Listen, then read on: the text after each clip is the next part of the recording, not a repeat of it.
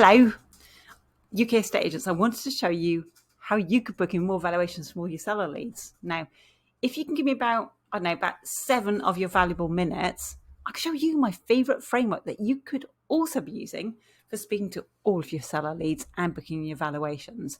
Now, if you're an exceptional estate agent, then this framework is going to help you massively in standing out from your competition. And as a thank you for watching my video, if you comment PCO below my video, I'm happy to give you the full framework that's actually ready for estate agents so that you can actually start using this framework to convert your leads into valuations in less than 30 minutes. My name is Tina Sanford, and if you are not turning your seller leads into instructions yet, well, you're in the right place, yeah? Because I am the founder of estateagentsuccess.com, where you can also learn how to book in more valuations from all those leads you've already paid for. And furthermore, the simple methods that I share can be put into action immediately after watching my videos to get you better results from all your seller leads.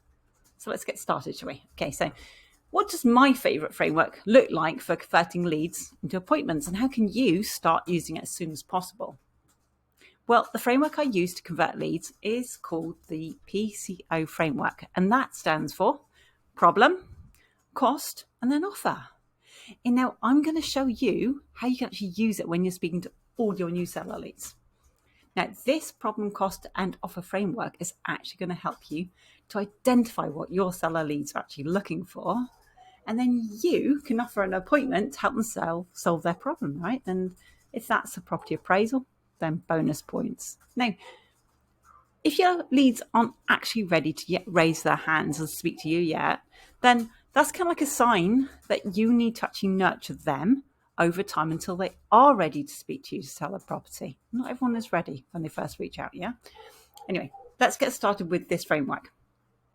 The very first step of the PCO framework is to ask for permission. To ask your leads some questions to make sure to frame each question in their best interest. For example, think about this. If you've been offering local sellers a free guide, then you let them know that you've created 2 different versions and that you'd like to ask them a couple of questions just to see which one suits them best, to send it over to them. Now, on the other hand, if your seller leads come from a valuation tool, you might just request permission to ask them questions. And this is so that you can give them an extra valuable freebie. The idea is to make it as valuable as possible for your lead, okay? And from there, now, once you have permission to ask them questions, the PCO framework just really begins, okay? Now, it starts with this. Now, you want to ask your seller a question like this, so let's think one up.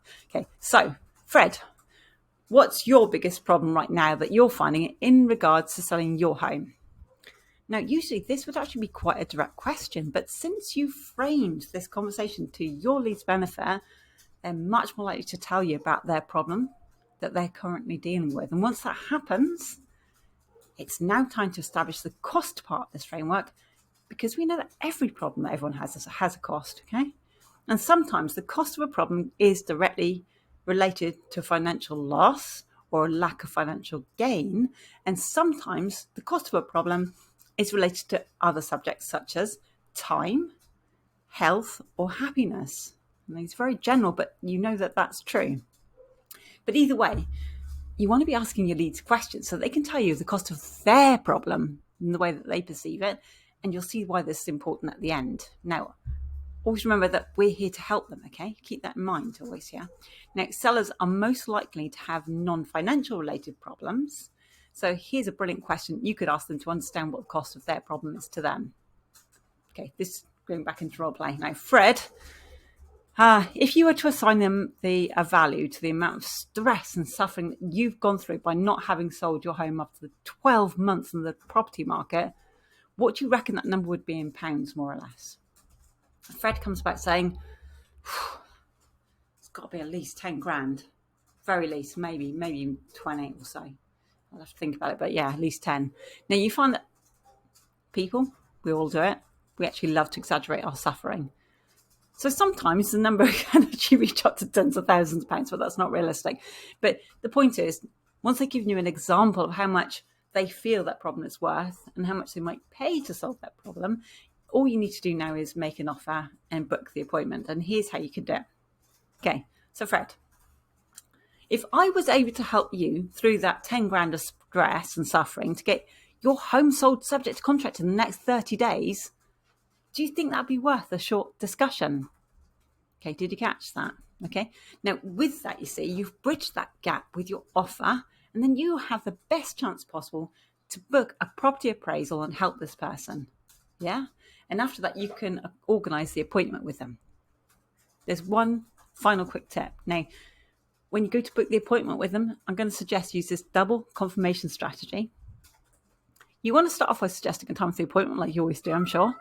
Then, when you find a time that suits you both, you want to ask them this question before you book in the appointment. Let's say you say, I've got, look in your diary and go, okay, I've got a space at Tuesday at 2 p.m.